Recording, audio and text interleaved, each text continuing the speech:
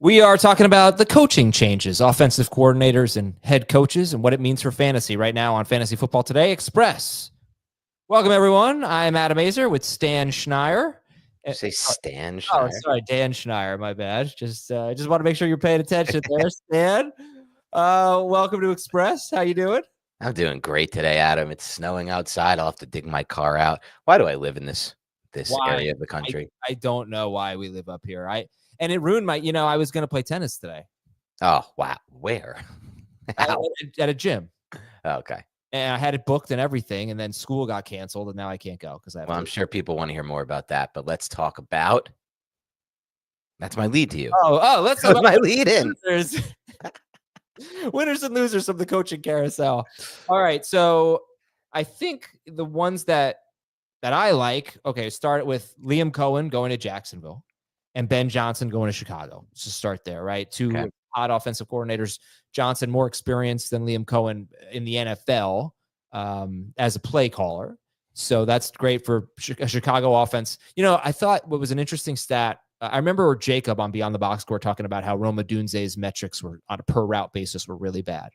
And his yards per route run was awful. Looking at rookies over the last 10 years, Roma Dunze's yards per route run was one of the worst. But you know who also had career lows in yards per route run? DJ Moore and Keenan Allen. So there's just a lot of improvement that needs to happen there. Offensive line, obviously one of it. But Ben Johnson going to Chicago, Liam Cohen to the Jaguars. Which players are you looking at to take a fantasy jump? Yeah, so first we'll start with Ben Johnson in Chicago.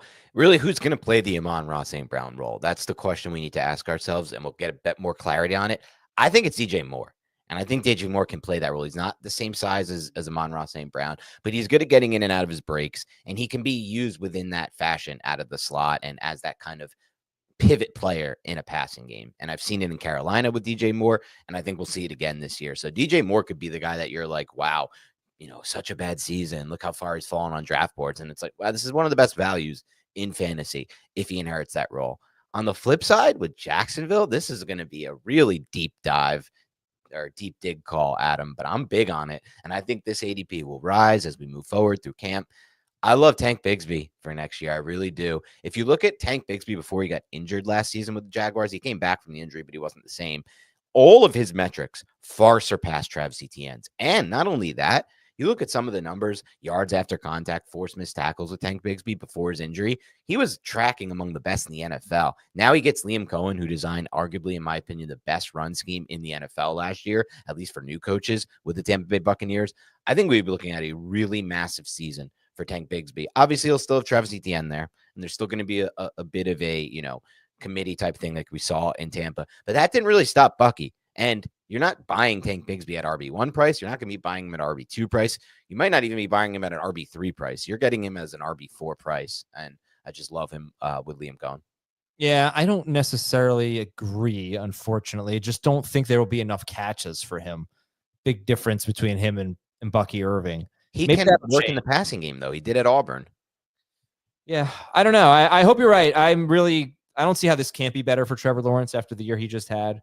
But we did a bounce backs episode not too long ago when I mentioned Trevor Lawrence. His yards per carry was 2.4 yards or something like that. That's stupidly low. It should be closer to 4.4 yards per carry. So that'll bounce back and he'll get better rushing totals. It's not like he ran less. He just had this weird, oddly low yards per carry. But then they're just going to have better offense. They're just going to have a better team. I think I was pretty low on Doug Peterson. So Jacksonville should be much better. We're hoping Chicago will be better. I don't think they could do much worse offensively. And then there are two teams that I like what they did. They brought in experienced guys and play callers. They brought in experienced head coaches who have had success and play callers who have had success. And that's Las Vegas with Pete Carroll and Chip Kelly. Okay. And that's New England with Mike Vrabel and Josh McDaniels. Two calls I love by you. I would go ahead. I didn't mean to cut you off. No, I just think it reminds me of Jim Harbaugh and Greg Roman. And you saw a better product on the field. And I think that's what you're going to get from Las Vegas and New England. I don't know if it'll be year one in Las Vegas, but New England could have a really solid season because they've got their quarterback in place. So for both of those, but we'll start with Vegas. Love the Chip Kelly edition. I mean, yeah, maybe he didn't work out as a head coach in the NFL, but man, does that guy know how to scheme up run game. And we saw it at Ohio State this year. And I think that's going to be the big factor. And we'll see what ends up happening at that running back position, Adam. But I think Vegas could be a team that we're looking at. Wow, they add one of these talented backs coming into the draft, and he becomes an immediate RB1, RB2. On the other side of that, the call you made, sorry, what was the other team you made? I just blanked for a Patriots second. with The Vrabel Patriots. and McDaniels. On that one, and I'm one of the biggest Drake May supporters out there. I was nervous at first because look, when McDaniels comes in, we're going to get that Earnhardt Perkins system. Like it's going to be very different for every standpoint that for Drake May. The nomenclature of the offense, like just everything, the entire offense is going to be different than what he just ran. But then I read an article the other day, Josh McDaniels basically being like, I've been waiting for this. Like I've been scheming up the entire offseason how to use Drake May. And I think he's just going to create something that works for Drake May's skill set. And I'll say this about McDaniels. Again, another guy who's not a good head coach, obviously, but man, is he a good play caller and offensive coordinator. And he proved that with the Patriots. Yeah. All right, we're going to take a break. I just want to give Chip Kelly a little bit of credit. He had 2 10-6 seasons with Philadelphia, then 6-9, and then he was 2-14 with the 49ers. But when he took over the 49ers, they were the worst offense in football the year before. They finished 27th year he got there, so some improvement. But good offenses and really good tight end numbers in his offenses as well. Guys like Zach Ertz. Yes. I don't remember who it was, if it was anybody in San Francisco, but at least in Philadelphia, good tight end numbers as well. Looking at San Francisco right now, they had Colin Kaepernick. Now they like Vance McDonald and Garrett Selleck at tight end. Garrett Selleck, what a throwback. All right, we'll take a break and talk about some potential fantasy losers after this. All right, we're back. I think just to finish up winners, I think Seattle hiring Clint Kubiak. I hope that works. When Kubiak had a healthy team at the start of the year, they played pretty well in New Orleans. But they're going to be pretty run heavy. They're at least going to try. And the Jets, I don't know how it could get any worse for the Jets.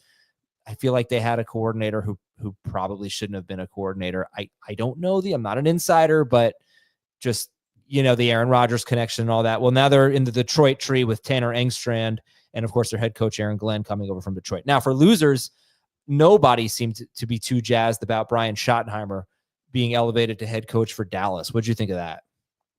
It's not great. I mean, I don't really understand it. No one really does, outside of the idea that maybe Jerry feels like he has control over Shoddy and he can move on faster if a good head coaching candidate comes. But from an offensive standpoint, I think it's clear they like what Shoddy did with their run game this year, Adam, and it did take a nice jump in the second half. And I think we're going to see a very run-heavy approach from the Cowboys next year. I don't know what they're going to do at that position, but I do like Rico Dowdle heading into the offseason. He is a free agent. But Schottenheimer, he's had some successes. Russell Wilson was great in 3 seasons with Schottenheimer, but he's been a play caller for 12 seasons, and his teams have finished in the top 10 in points per game in 4 of those 12 seasons. 3 of those were with Seattle. So not a terrific resume, but apparently he and Dak Prescott have a very good chemistry. So I think that was one of the reasons he got hired. And I don't know if there are any other losers, except maybe teams that lost an offensive coordinator. You look at like Tampa Bay, Detroit. And Tampa Bay hired from within. They promoted John Grizzard, whereas Detroit went to Denver and took John Morton, who was a passing game coordinator. I don't know. You concerned at all? Are you going to downgrade anybody on Tampa Bay or Detroit? Probably not. Looking at it, like I don't think. I think if anything, I might downgrade the Bucks running backs, Bucky Irving specifically, Rashad White maybe, but even that, I'm not so sold on that. All right, more winners than losers. That's a good thing. And thank you very much to Dan Schneier, who is predicting. What was your final score of the Chiefs Eagles Super Bowl? I struggle to even want to say it again after getting lambasted for it on the mailbag show, but 31-28. Chiefs, right? Chiefs. I believe it's lambasted. You might be right on this one. You might be right. Looking up. I hate to say those words. No, nothing I hate saying more than you might be right. I gotta listen to the pronunciation. Hold on. Ooh, yeah. You want me to put the microphone up to the computer? Lambasted. Enjoy this win, buddy. Chris Godwin was better than Mike Evans, for those of you who watched the full length. I forgot, by the way, because it's been a while and my memory's not that great. When we played tennis, what was the score of our match? 6-2, 6-3. Have a great day, everybody. We will talk to you. We'll talk to you tomorrow on FFT Express.